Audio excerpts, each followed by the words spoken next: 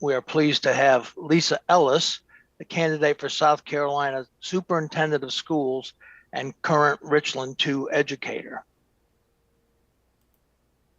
So I see we have no one has joined yet, but we'll go right back. And thanks for joining our Revolution South Carolina July meeting. Please introduce yourself in the chat with your screen name and the organization you are with. Put questions for the panelists in the Q&A. If time is available, we will answer on-topic questions toward the end of the webinar. Today, we are discussing the future of education in South Carolina with special guests Katie Crosby, a 2022 candidate for South Carolina House District 44, a former elementary school teacher and currently a licensed realtor. Also, Dr. Ernest Mackins, candidate for South Carolina House District 8, an academic administrator for 10th grade at Anderson School District 2. Also, we have candidate Lisa Ellis. She's candidate for South Carolina Superintendent of Schools and currently a Richland 2 educator. And we have Monica Rovin from the Clover area. It's nice to see you this morning. And we've got Hal, of course, from Maryland. Always glad to see Hal here. We want to thank you for joining our Revolution South Carolina July meeting. Please introduce yourself in the chat with your screen name and the organization you are with. You can put questions for the panelists in the Q&A. If time is available, we will answer on-topic questions toward the end of the webinar. Today, we will be discussing the future of education in South Carolina with special guest Katie Crosby, 2022 candidate for South Carolina House District 44, a former elementary school teacher and currently a licensed realtor. Dr. Ernest Mackins, candidate for South Carolina House District 8, an academic administrator for 10th grade in Anderson School District 2, and Lisa Ellis, candidate for South Carolina Superintendent of Schools and current Richland 2 educator. So with that, let's go to Lucero Mesa to kick off our July forum. Thank you, Alan. Good morning. I am pleased to welcome all of you, and in particular our speakers, Katie Crosby, candidate for South Carolina House District 44, a former elementary school teacher, Dr. Ernest Mackins, candidate for South Carolina House District 8, an assistant principal at Belton Honeypath High School in Anderson County School District 2, and Lisa Ellis, candidate for South Carolina Superintendent of Education and currently a Richland County School District 2 educator. Our bi-monthly meetings are a continuation of our commitment to provide a platform for discussion and to inform South Carolina voters about issues and how political decisions affect our daily lives. Why have we chosen education in South Carolina as a topic for our forum today?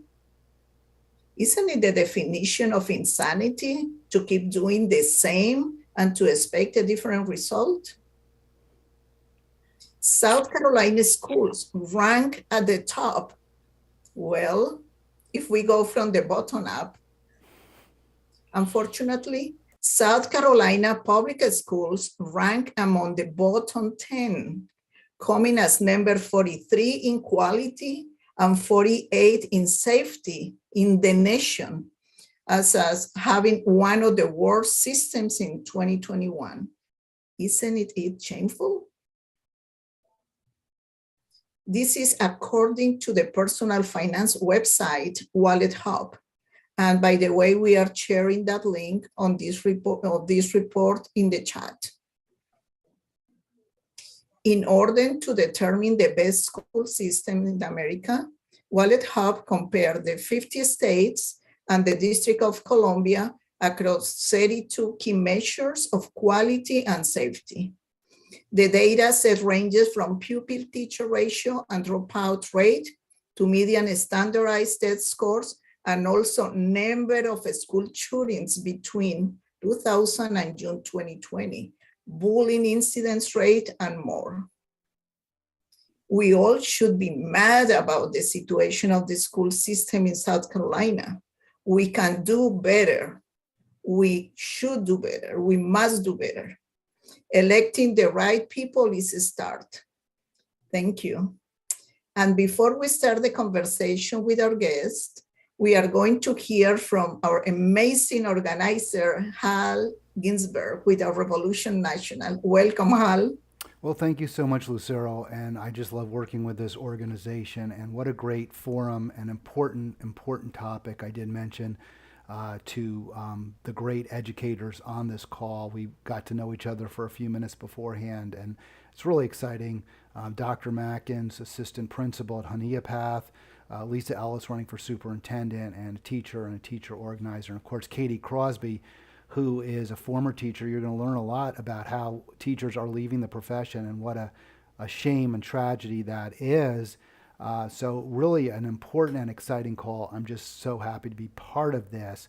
I hope everyone's having a great summer, a hot summer. Real quick, national. So I'm working one of my campaigns, Block the Insurgents from the Ballot. Those are people who participated in the January 6th insurrection. If you want to be part of that in South Carolina, honestly, it's not going to be that involved because you've got a Republican in office. But we are organizing everywhere. If you're interested, email me, hal@ourrevolution.com. And the other ask I'm going to make right now, we'll talk a little bit more at the end of the call, what you can do. And this is really what I think is most important. Join Our Revolution South Carolina if you're not already. Join as a member, ourrev.us/scmem. Just as little as $5 a month, and you get a nice membership card. You don't even have to give. But we'd love to have you be part of this group. And we are the future, really, of South Carolina. South Carolina is going to have a great future. We need to move in a progressive direction. And that's going to be part of this call about moving forward in a progressive direction. That's enough from me. Let's go to Keith, our amazing board member and a candidate in Lancaster County. Hey, Keith. Good morning, Hal and Lucero and everyone out there. My name is Keith Gray Sr. I happen to be a candidate for House District 45 up here in the Lancaster area, and I'll be your moderator. I'd like to first introduce Katie Crosby, who's the candidate for House District 44, a former elementary school teacher, and is currently a licensed realtor. Katie, please take 2 or 3 minutes to tell us about your education background and your House 44 campaign. Thanks, Keith. I'm so excited to be here. Again, I'm Katie Crosby. I'm running for South Carolina House in District 44 because I want to support our teachers and fund our schools and make sure that all of our kids get access to a quality education. I know that if we work together, we can create a safe, healthy, thriving environment. So my journey with education started when I was 8 years old, and my nephew was born. And he and I were very close. And as he went through school, I was going through school at the same time, but I watched him struggle. He had a lot going on, and his teacher struggled to connect with him and to figure out the best way to teach him. And when he was in 4th grade, I was a senior in high school, and I went to his little end of the year award ceremony. And I remember that year he had finally had the teacher, the teacher that connected with him, the teacher that figured out the best way to teach him. And at that ceremony, he got the most improved award. And I remember sitting in the back of the little elementary school gymnasium, and he walked up on the stage and he got his medal, and he came back to sit with his class on the floor. But before he did, he stood up and he turned around and he held that medal up for us to see. And he just smiled, and I snapped a picture, and I keep that picture as a reminder, because as a senior in high school, that was the moment I decided that I had to be that teacher. So in college, I went to UNC Charlotte, and I did a dual program in elementary and special education because I wanted to know how to teach all of my students, because I knew all of them could learn. I spent 5.5 years as an elementary school teacher. I stopped in February because the working conditions got that bad. Even as somebody who loves kids and loves education, I couldn't do it anymore. It was so much coming down from administration and from state legislature. Here's more work to do and less time to do it. So I stopped teaching, but I couldn't stop advocating for my kids. Here I am running for state house to do just that.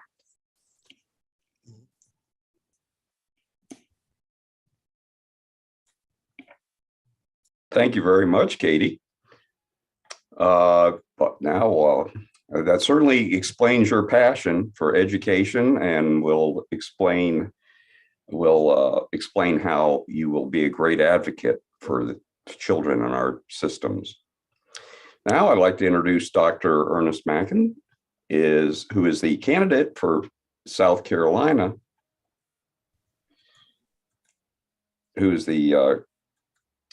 candidate for South Carolina House District 8. I'm sorry. Eight. Yeah. He's currently serving as an academic administrator for 10th grade in Anderson School District 2. Again, please take a couple minutes to tell us about your education background and why you're running for House 8. First of all, I'm Dr. Mackins. I'm running for South Carolina House seat number 8. My education background is very extensive. I've been in education for well over 16 years. I didn't come directly into education. I worked in the business world for like 15 years. I was an assistant branch manager at a bank, and then I was actually a retail store manager for another 5 years.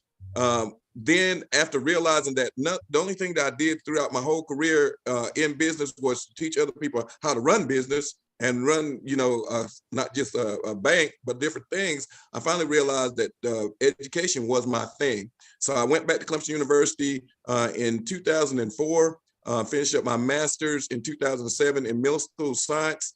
I taught middle school science for 6 years at a small middle school in Pendleton, South Carolina, where I taught the 6th, 7th, and 8th grade. I taught life science and earth science.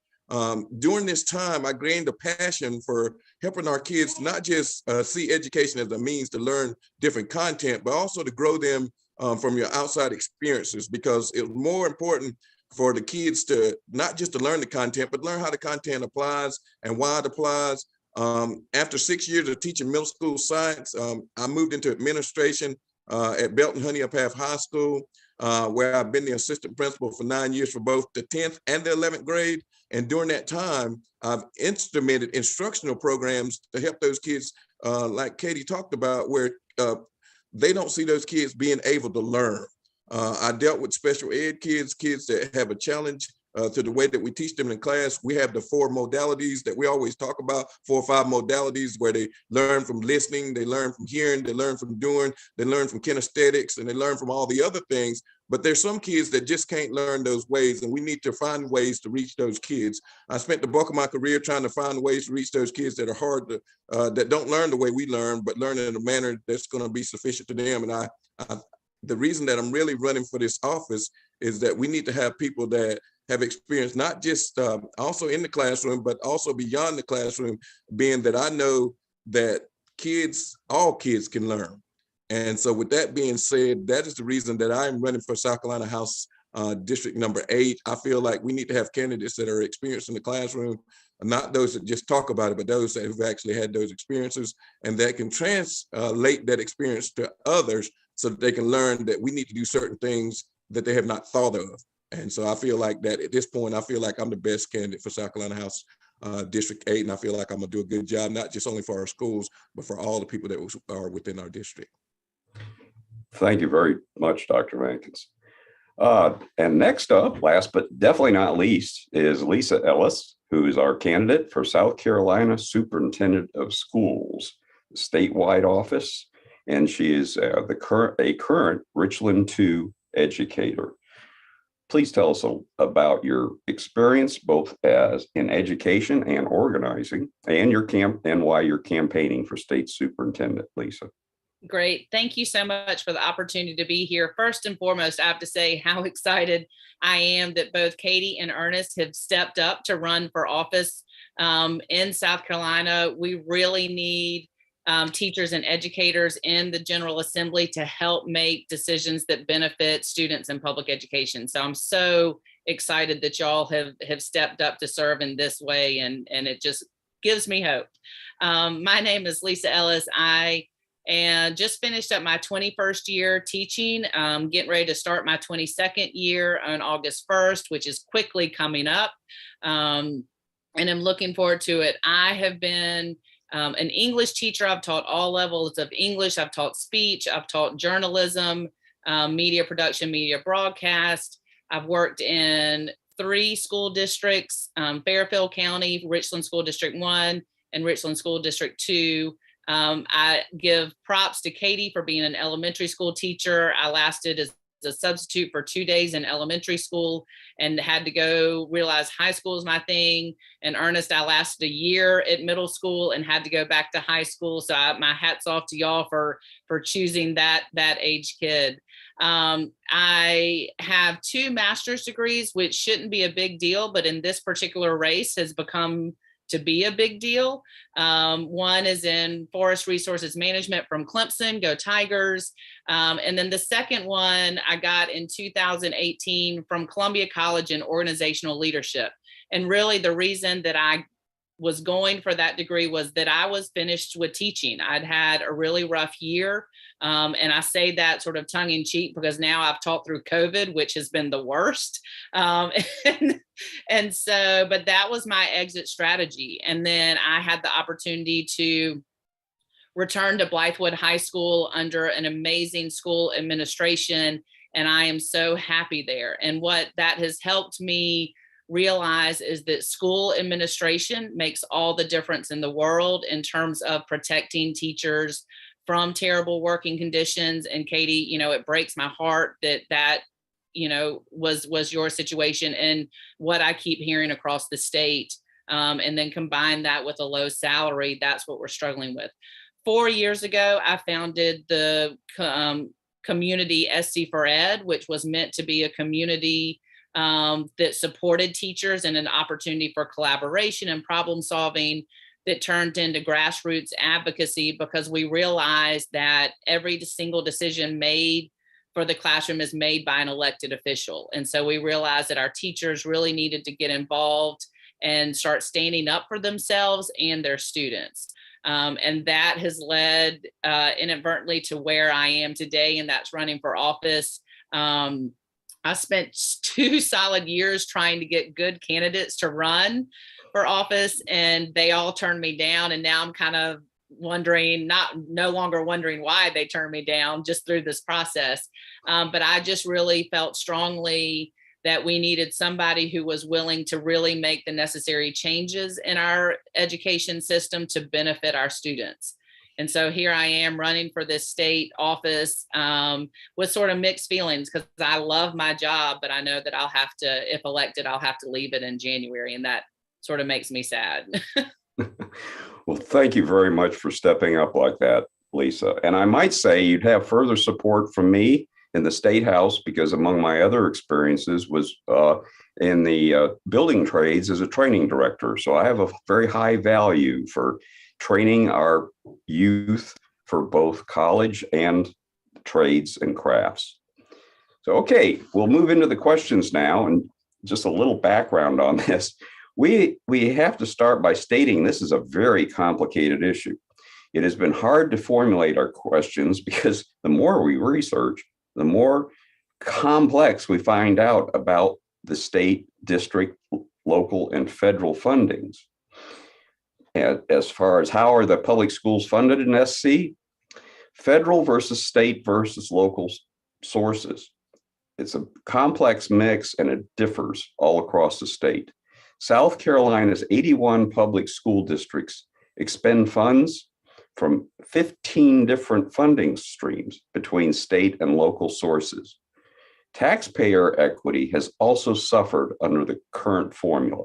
By narrowing the property tax base through exemptions, fewer taxpayers shoulder the burden. And this has especially punished poor school districts, which already operate at a disadvantage when it comes to funding. With a smaller tax base from which to pull property tax revenue, cash-strapped districts are forced instead to raise levies. And this is all from palmettopromise.org, and we have a link that we'll be posting on that. Now, moving into the questions themselves, for these complex questions, please try to hold it to about 2 minutes. Okay, first off, what are your thoughts or experiences concerning inequality in the funding per child from affluent districts to impoverished districts, and how can it be addressed? Let's start with Ms. Katie. Thanks, Keith. This is a very good question, and I like that we're starting off with this.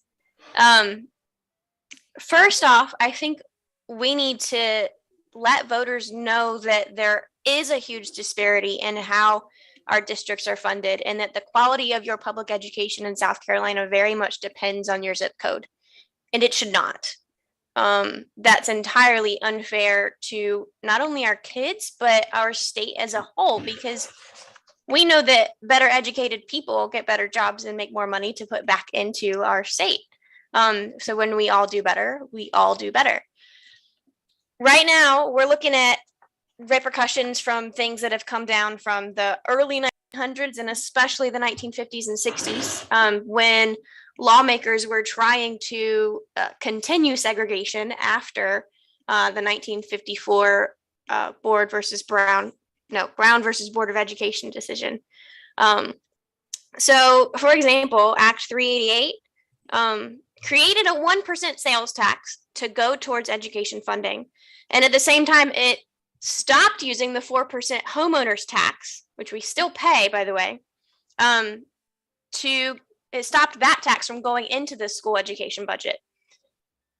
And they promised that they were going to reimburse the school districts for the difference. Like, hey, whatever you were making from the property taxes that you're not going to get from this 1% sales tax, we'll make up the difference for you. We'll send you that money and you won't miss it at all. They're not doing it. We have to hold them accountable for the laws that they've already passed. But ideally, I'd love to see funding from sustainable sources like property taxes. It's very predictable and we know what we're going to get. Not only funding this property funds the school that the districts it's in, but why can't we pull all that together and then distribute it evenly among our school districts by the number of students? Every student should get the same amount of funding, no matter where they live in the state. It's kind of wild to me that we still have this disparity at all. It's not fair. And it comes from segregationist ideals. Why are we still allowing this to happen? We need to make sure that our kids get equal funding. Thank you for that detailed response, Katie. Dr. Mackins. Would you? Yes, I'm Dr. Mackins. Yes, I listened to what Katie said, and Katie is right on the money, so to speak. Let me just tell you what my thoughts are. My thoughts is from the beginning is the whole system need to be redesigned. I think, like you said earlier, we have 15 different pots that money are coming from. We have Act 388 that was passed, and then we omitted the 4% property tax from the education budget. And I'm with Katie. I agree with her 100% that we should pool all the money and then take the money and divide it up based on the student costs. And I'm gonna say this because we all know this. Everybody on this call knows that the upstate is more affluent and they're making more money.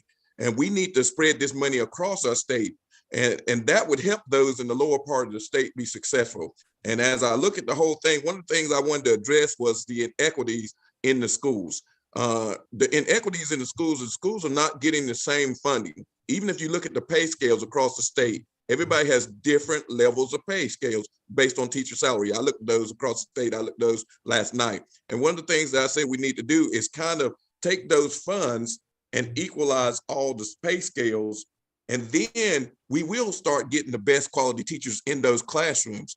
And then the second thing we need to do, we know that there are some students that speak a second language in our country, whether it be Spanish, whether it be French, whatever. If we need more money to educate those kids, then we need to be able to take it out of that budget and address those needs. So everything that's equal is not necessarily equitable, if you know what I mean. I want it to be equal across the board, and we have to take the money that we need to address those issues. And I think that if we did that, I'm not saying this is going to be easy, because I looked at that formula. I studied that formula in college when I got my second master's degree. Like Lisa was talking about, I got my second master's degree in administration. And when I got that degree, I studied it in finance, the formula, how they divide the monies up across the state of South Carolina. That thing is complex. We don't need that. We need something where we can get the money, spread it out equally among the candidates. If those students who need extra funding, they should be a way in the formula that they can get that funding in order to make it fair and equal for them so they can get the best education possible. And I don't believe in a minimally adequate education. There's no such thing. We need an education where the kids are going to be able to compete in the world market. Thank you very much. I think you do address the equity issue very well there. Ms. Ellis, your thoughts? I appreciate you prefacing this by saying this is a very complex issue and then saying, oh, but you only get 2 minutes to answer it. What Katie and Ernest said are spot on. The one thing that I will add to Katie's comment is that Act 388 was passed in 2006, and she mentioned the sales tax, which is one of the most volatile taxes there are. You know, you can't depend on it in terms of funding. And if you remember, 2008 was when the housing market crashed, and we went into, you know, the second greatest recession in our history. And that's when schools started being under this past year, $700 per student.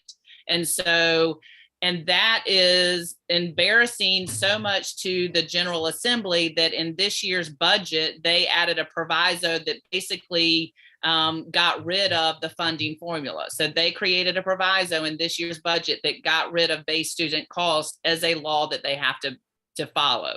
And so that's what we're up against. One of my dad's colleagues years ago said, you tax where the wealth is and you educate where the child is. So I think that that's what we have to focus on.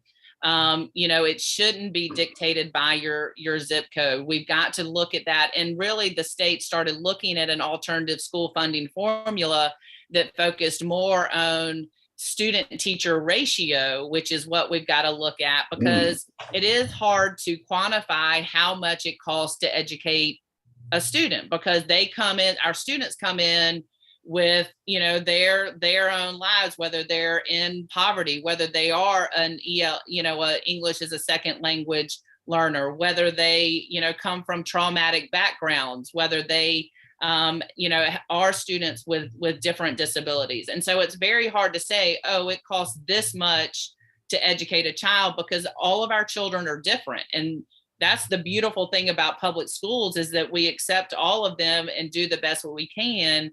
But we've got to have that funding in place, because we're not only educating from an academic level, we're tasked with educating the whole child. And so we've got to address their physical needs. We've got to address their mental needs. We've got to address their social needs, because we want an educated citizenry. And so that's what public schools do. In terms of the funding, Revenue and Fiscal Affairs developed a new funding formula that actually would sort of solve a lot of those problems.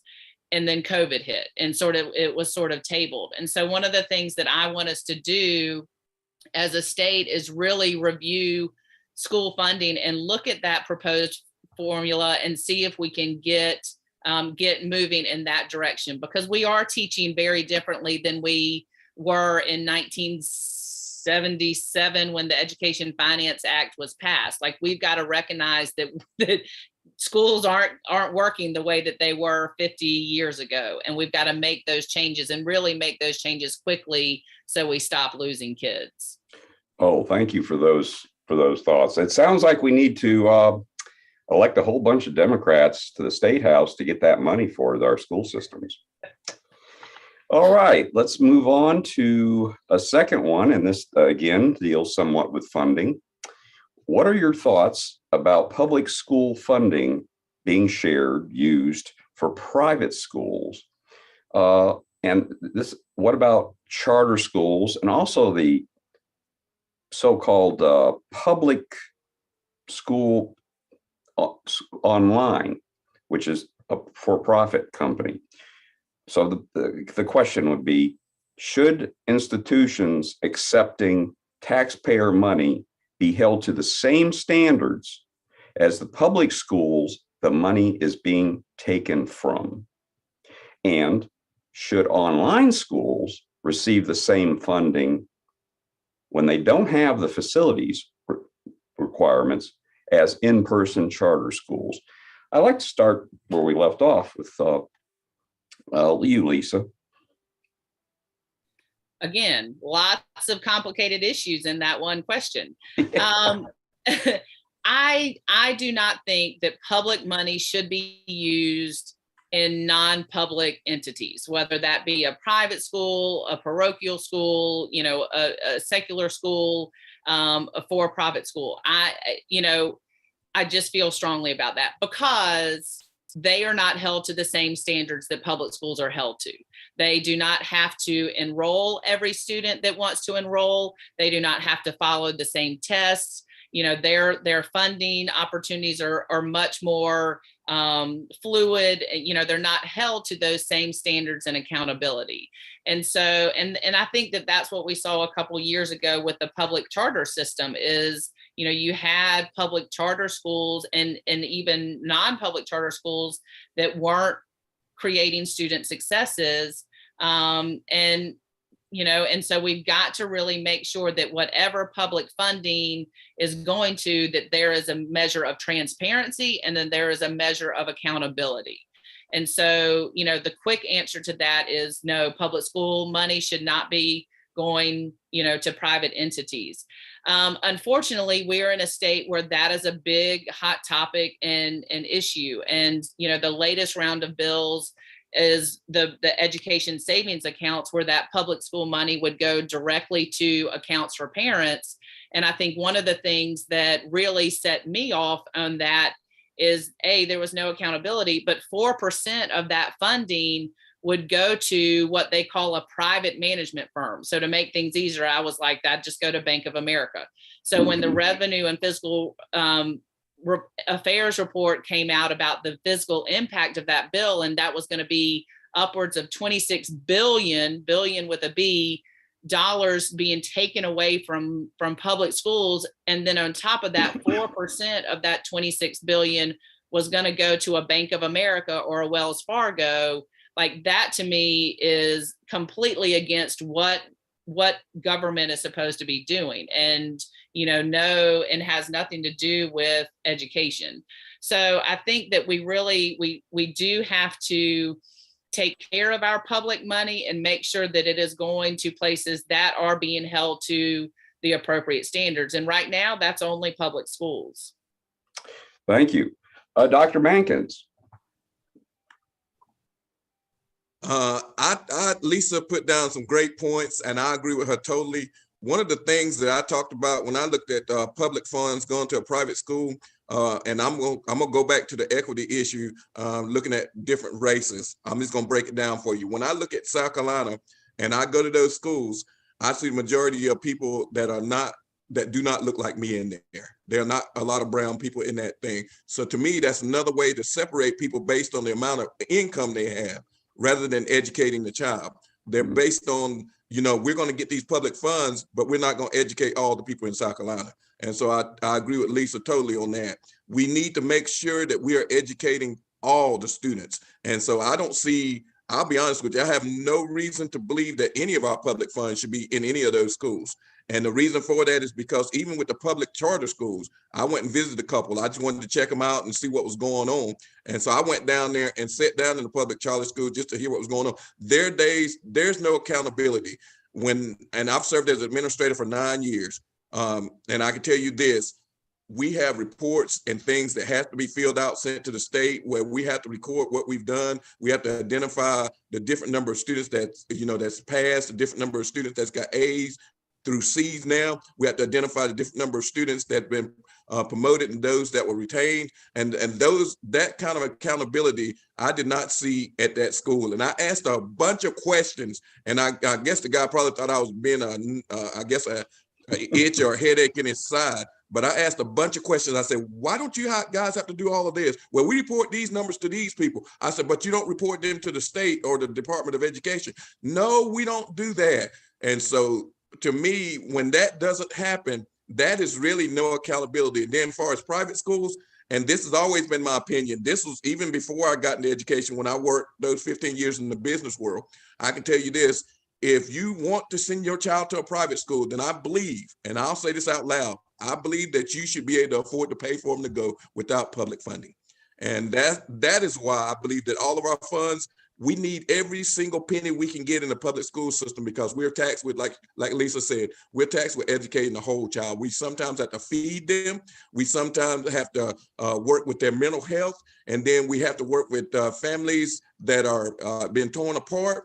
And with all that being said, we have to educate that child that comes through the door. So every dime, every penny, every nickel, every dollar, every single cent we get needs to be in public funding. I mean, needs to be and be put into our public schools. And that's what I agree with.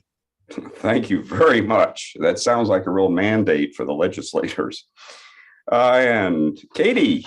Well, first, I want to say thank you to Lisa Ellis and Dr. Mackins for everything that you said so far. I agree with you 100%. All our students should learn, all our kids can learn, and so all our kids should have the ability to learn and the funding to be able to do so. And taking public funding, putting it in private schools is taking away from our kids' right to learn. When I see things like this and I go, well, that just doesn't make sense. And by the way, I taught in a for-profit charter school, and they would bring in politicians and parade them down the hallways and show them the classrooms, and so we know where those profits were going, right, to keep those politicians in power, who would then continue to give public funding to for-profit charter schools and private schools. So when I see things like this that don't make sense, I look back and I ask why. Where did this start? Why was this started? You know, where is this really coming from? And here's what I found out. The first time that local boards are given the authority to lease or sell school property to private entities, to allow the private operation of schools. So the first time that public taxpayer money was allowed to go to private and for-profit schools was in 1955, and it was done by Gressett's Segregation Commission.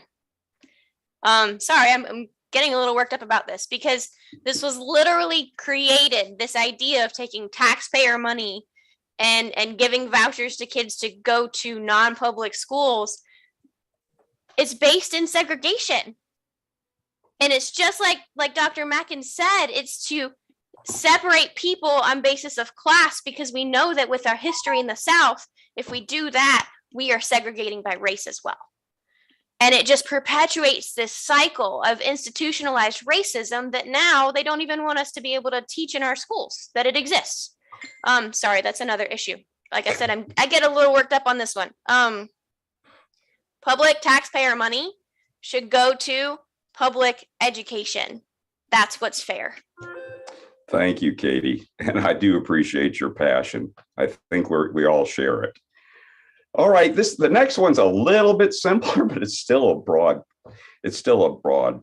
question. And that is, how is high student teacher ratios impacting instructional quality and teacher retention? Since 2010, the student teacher ratio has been climbing. It's set, as I understand it, by law at 35 students per teacher, but frequently ignored and can exceed 60. Could we start with Dr. Mackins, please? This is one question that is near and dear to my heart. I'd love to speak to this question. The fact is, my 6 years serving in middle school as a science teacher, and then finally, ultimately the department chair of the science department, let me tell you about this. I taught in a school where the ratio was supposed to be 20-1 for the teacher. Well, in the science department, if it's not 20-1 for the teacher, what that does is impact the learning in the classroom, because what happens is, as I work with students that were over 20 plus students in that classroom, the amount of teaching is still effective, but it's not as effective as it would be with 20. And I can prove this. What I did is I ran a ratio. I had a principal that made me run a correlation ratio. And I ran a correlation ratio based on the number of students in that class. And as long as you had 20 students, when you give them the pass test at the end of the year, they scored exemplary. When you get past 20 students, the pass scores start to go down. And that's what they base a lot of the money and stuff on, is the scores and the science, and then sometimes 1 or 2 from the social studies department. So as those ratios go up, it becomes harder and harder to reach all those students within your classroom. And then that, in my opinion, is what leads to teachers leaving, because they feel like they're not being an effective teacher. And some of those teachers are some of the best teachers on the planet. They just don't get the credit that is due to them. And so as that student teacher ratio goes up, then the amount of students that can be reached in that classroom, they go down. And if you look at that ratio, and if you had looked at my study, you would see that this turns out to be true, not just when it comes to those test scores, but it comes to the learning that takes place within the child as a whole. And so I never have been a big supporter of increasing the student teacher ratio in the classroom. It's not going to be effective for the students, and it's definitely not going to be effective for the teacher, and you're going to lose a lot of educators like that. Thank you very much. Katie, your thoughts on this one? These numbers are a little different for me coming from an elementary school setting. I've never had more than 26 kids in my classroom, and that said, more than about 20 in an elementary school setting is a lot. And they used to throw this research data at us that said the exact opposite of what Dr. Mackins just said, and they would tell us, oh, well, high quality teachers help their kids no matter how many students they have in their classroom. Well, maybe, but I agree with Dr. Mackins that you're not as effective when you have too many students, because you get burned out so fast. Teachers might have great classroom management skills, and they might be, really good with and organized and able to reach all their kids in small groups and while they're teaching their class. But then what about all the extra time you spend on lesson planning to make sure that you can design a lesson that fits all those different kids? What about all the extra time that you need to spend grading papers, grading work, grading tests, all the extra time that you need to spend communicating with parents? Because all those kids come with a whole lot of families too. And we know that parent-teacher communication, especially today, is vital to succeeding in the classroom for the kids and for the teachers. And I'm going to add on to this issue. It's not just about the total number of kids in your classroom. We need to be looking at how many kids with IEPs can be in each class, how many kids with other special needs like English language learners, advanced learners can be in each class. Because even if you just have 25 kids, if you have 12 kids with IEPs and 5 advanced learners and 3 English language learners, that is like having 35 kids, because you want to meet the individual needs of all of those kids, and that's that much more work. And we love it. Teachers love it. It's why there are still teachers in the profession, but it's hard work and it burns us out very quickly, and we end up spending a lot of time outside of our contracted hours that we don't get paid for to do it. And like I mentioned, IEPs, we also need to be paying attention to how many students special ed teachers can have on their caseloads, and any kind of EC teacher can have on their caseloads, because they have even more work to do with writing those IEPs, which are legal documents and have to be written very well to protect the student, as well as just meeting all of those diverse needs. So if we really, really want to do right by our students, we need to make sure that we are evaluating these caseloads and these class sizes so that they are optimized for both the teacher and the student, and that will be better for everyone. Thank you, Katie, very much. All right, then Lisa, some thoughts on this? Yeah, I think that 100% what both said, but just to add to it, I think that there's a couple things that, I talked about the antiquated system that we work in. I think that class size law was, again, from the 1970s or 1980s. And we don't teach the same way that we did, when I was going to school. I use the example of my 6th grade teacher, Miss Fullerton, who I adored, but she wore 3-inch heels and a skirt or dress every day. And when I first started teaching, I was trying to wear heels and I was about to kill myself. And I realized that the difference is that she sat behind her desk. We sat in straight rows, worked on our own. If we had a question, we raised our hand and walked up to her. Meanwhile, in my classroom, I am tripping over book bags. I'm walking to meet the student. I'm constantly walking around to manage behavior. And it's just a different ball game.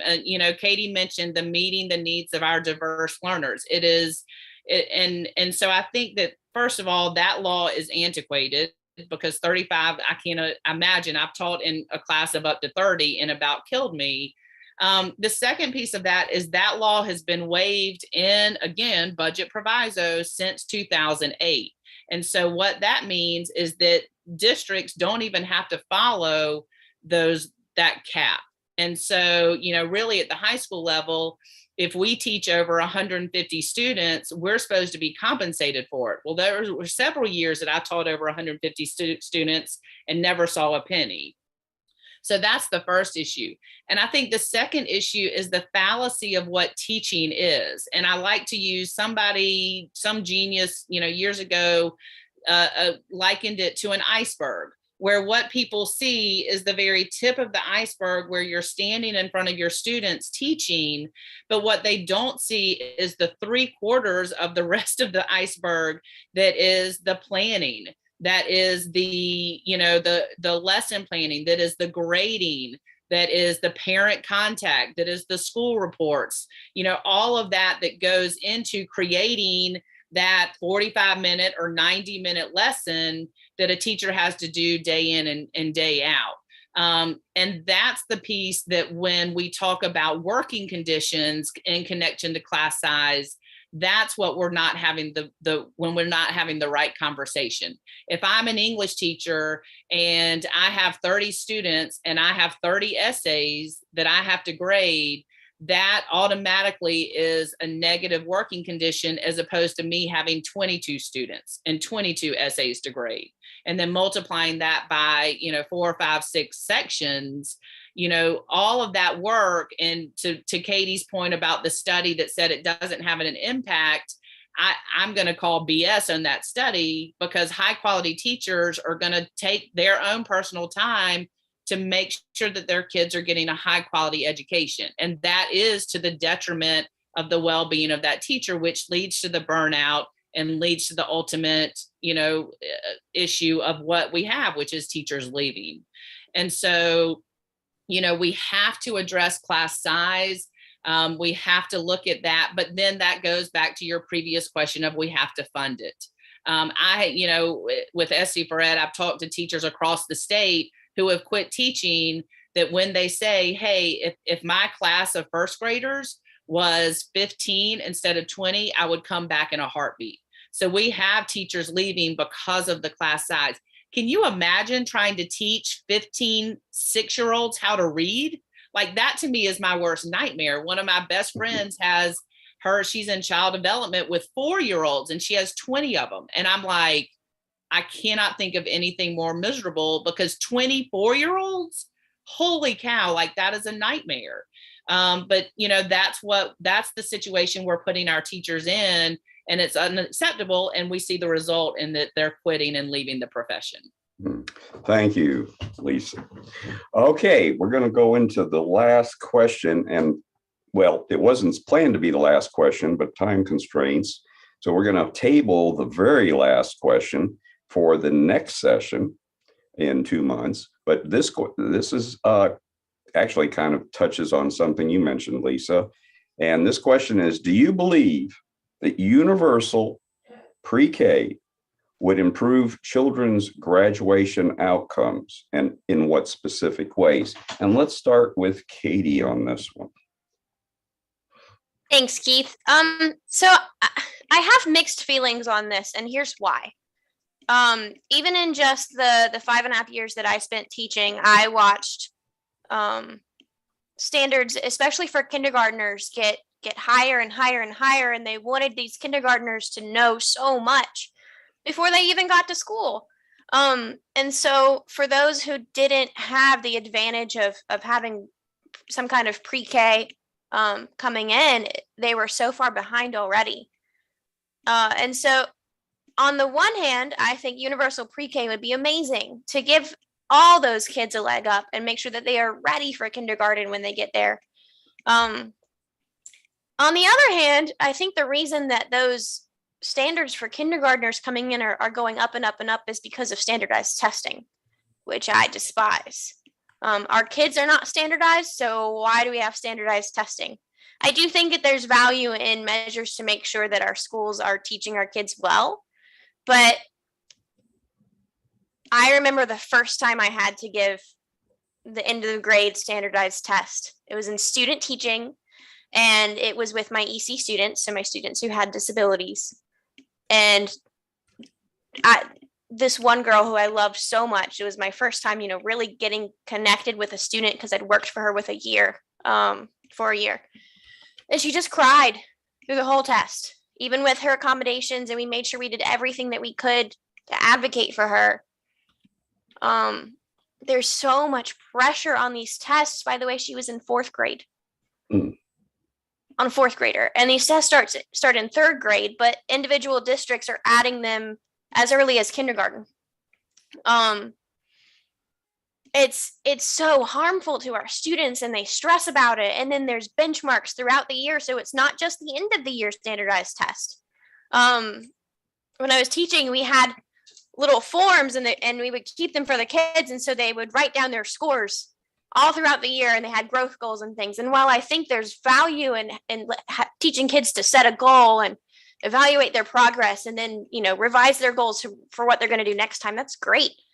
But basing it on something that ultimately is going to decide whether or not they go to the next grade is way too much stress for a kid. Way too much. Thank you, Kate. Yeah. So pre-K would be phenomenal, especially the childcare aspect of it. But I think we need to evaluate why we're looking at this. Does that make sense? Yes. Dr. Mackins, your thoughts on universal pre-K? And we do mean, the question is meant that universal means all children will have it without cost. Okay, I am, on one hand, like I said, I agree with Katie. I think we need universal pre-K because that would address the issue of a lot of minority students not being exposed to some of the things that some of their other peers may get access to. Because I have to be honest with you, when you're from a low income family, what I came from, you have both parents working, nobody's there to teach you anything. Nobody's there to read any kind of books or anything to you. The only thing you get is the TV sitting in front of you if you're lucky, and if it's on. So I believe that universal pre-K would help. And one of the ways I believe that it would help is it would give some of our students that are really in a situation where they don't get that exposure of being read to or have books. I think it'll give them an opportunity to gain some of that.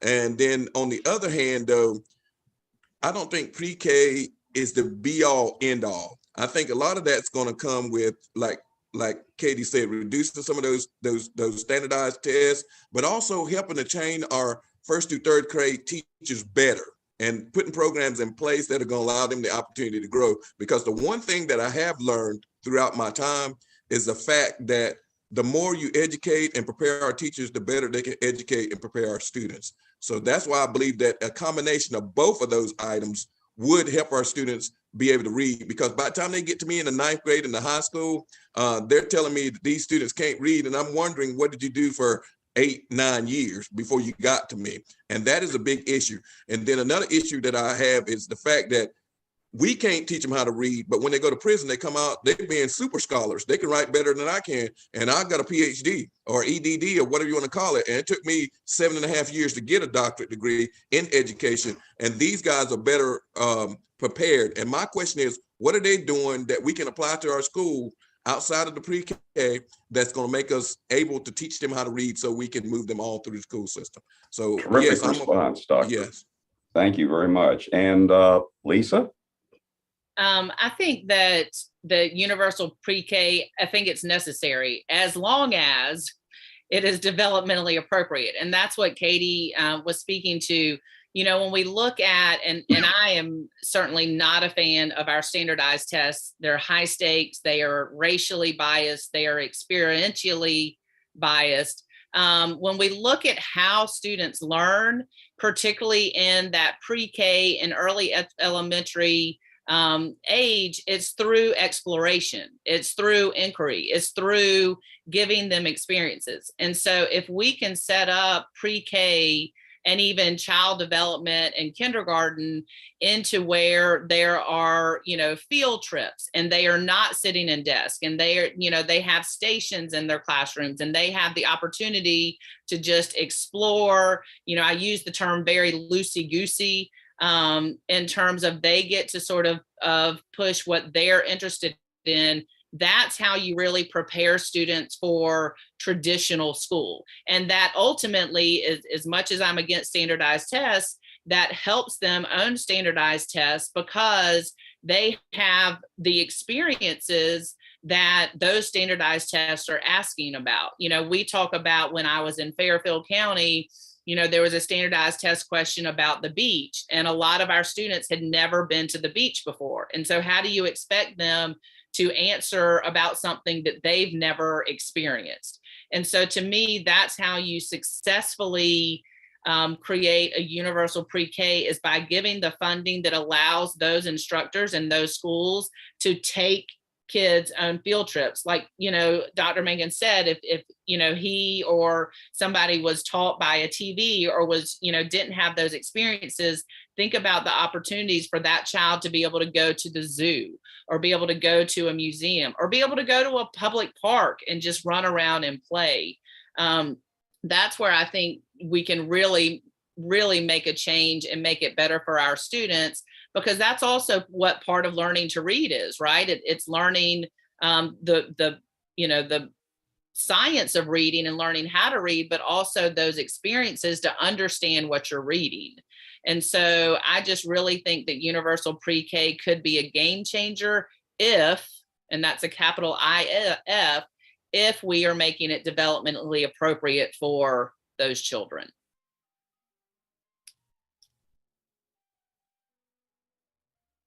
I think you're on mute.